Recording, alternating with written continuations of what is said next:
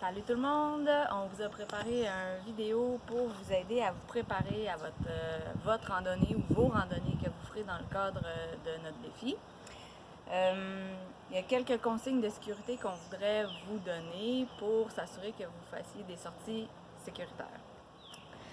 Premièrement, on vous propose de choisir un itinéraire qui convient à vos capacités, pas vous embarquer dans quelque chose de trop difficile. Mais choisissez un petit défi quand même. Puis aussi, adaptez votre sortie aux conditions météo de la journée.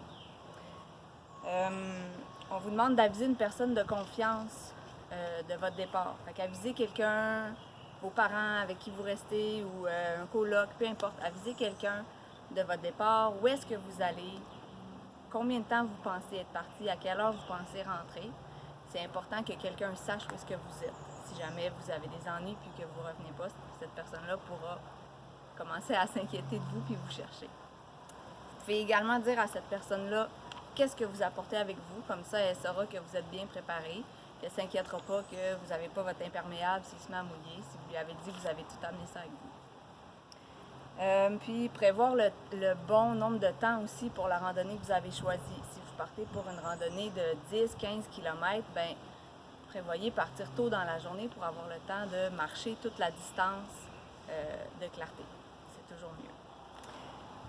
Maintenant, qu'est-ce qu'on met dans son sac à dos pour une randonnée d'une journée? Vous avez reçu par la poste, j'imagine à ce stade, un beau sac à dos qu'on vous a envoyé. Il est soit comme celui-ci ou d'une autre couleur, mais un modèle similaire. On vous a monté une liste aide-mémoire de ce qu'on vous conseille d'apporter dans votre sac à dos. C'est comme le minimum. Vous pouvez en ajouter un peu si vous avez envie d'ajouter d'autres choses, mais au minimum, apportez ce qu'on a mis sur votre liste. On a mis une gourde remplie d'eau, évidemment. Des collations en nombre suffisant selon la randonnée que vous avez prévu de faire, la distance que vous avez prévu d'être parti. Vous pouvez amener aussi un dîner, un repas complet, apporter des collations. Un petit sac pour apporter vos déchets, c'est toujours pratique. Ensuite, un chandail chaud, dépendamment des conditions météo de ce qu'il annonce dans la journée. Un imperméable, un manteau coupe-vent ou quelque chose pour vous protéger des intempéries. Je vais vous montrer à quoi ça ressemble. C'est un petit truc de scout. Vous pouvez rouler votre manteau, le rentrer dans le capuchon. C'est un format pratique à ranger dans son sac. Ensuite, un chapeau, une casquette, un chapeau de soleil, une tuque. Encore une fois, dépendamment de la météo de la journée. Des lunettes de soleil. Un moyen de communication. J'apporterai mon téléphone. Ensuite, crème solaire, chasse-moustique, toujours intéressant. Mettez de la crème solaire avant de partir. Amenez-en avec vous, puis vous pouvez mettre ça dans un sac parce que des fois ça coule et ça fait du dégât dans le sac à dos. Une lampe frontale ou une lampe de poche, de quoi vous éclairer.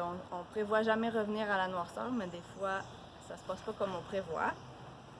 Ensuite, une petite trousse de premiers soins. Vous pouvez apporter avec vous en cas de pépin, si vous vous blessez ou si vous croisez un randonneur qui s'est blessé. Canif, petit couteau de poche et briquet, si vous savez comment vous servir d'un couteau sécuritairement, vous pouvez apporter ces petits objets-là qui sont bien pratiques.